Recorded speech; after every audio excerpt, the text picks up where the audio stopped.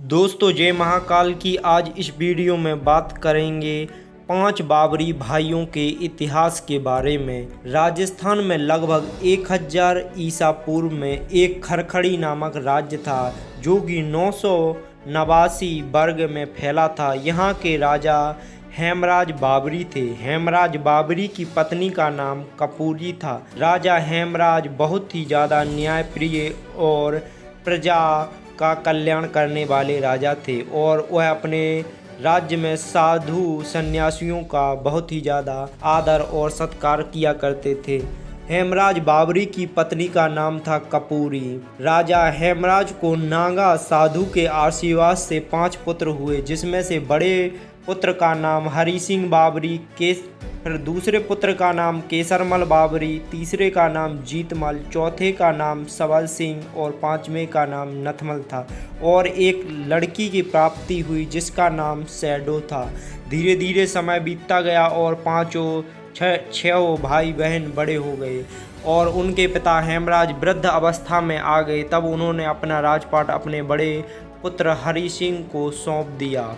एक समय सबल सिंह और केसरमल बाबरी अपने बड़े भाई राजा हरि सिंह से शिकार खेलने की आज्ञा मांगते हैं और भाई हरि सिंह उन्हें शिकार खेलने की आज्ञा दे देते हैं और रास्ते में उन्हें माता मनसा का मंदिर दिखता है। तब वह वहां से मन्नत मांगते हैं कि यदि आज हमें शिकार मिल गया तो हम तुम्हें सोने का कलश चढ़ाएंगे, पर उन्हें उस दिन शिकार नहीं मिलता है। तब केसरमल बाबरी बहुत ही ज़्यादा रुष्ट हो जाते हैं और वह माता मनसा देवी के मंदिर पर चढ़कर कलश उतारने लगते हैं। तब माता मनसा देवी उन्हें अपनी शक्तियों से पत्थर बना देती हैं। जैसे ही इस बात का पता हरि सिंह और बाकी 3 भाइयों को पता चलता है, तब हरि सिंह वहां पर आते हैं और माता को अपना शीश काट कर चढ़ा देते हैं। इस पर माता प्रसन्न होकर सबल सिंह और केसरमल बाबरी को फिर से जीवित कर देती हैं और वरदान के स्वरूप मां काली की 64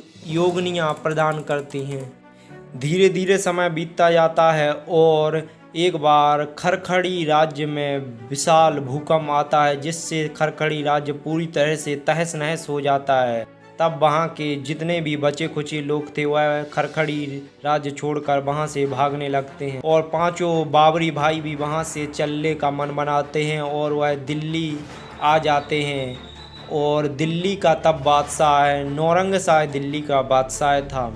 5 बाबरी भाइयों को दिल्ली में रहते हुए थोड़ा ही समय हुआ था कि एक हिंदू लड़की श्याम कौर, जो नौरंगशाह बादशाह की कैद में थी, उसका खून से लिखा पत्र मिला। तब 5 बाबरी भाइयों ने बादशाह पर चढ़ाई कर श्याम कौर को छुड़ा लिया। उसी समय गोगा जी ने युद्ध में अपने दोनों भाइयों को मार गिराया था, क्योंकि वह धोखेबाज थे। उन्होंने दिल्ली के बादशाह के साथ मिलकर गोगा जी पर चढ़ाई कर दी थी। तब उनके शीश लेने सबल सिंह बाबरी और केसरमल बाबरी गए थे। तब गोगा जी ने उन्हें वरदान स्वरूप 56 कलबे और 52 भैरव प्रदान किए थे।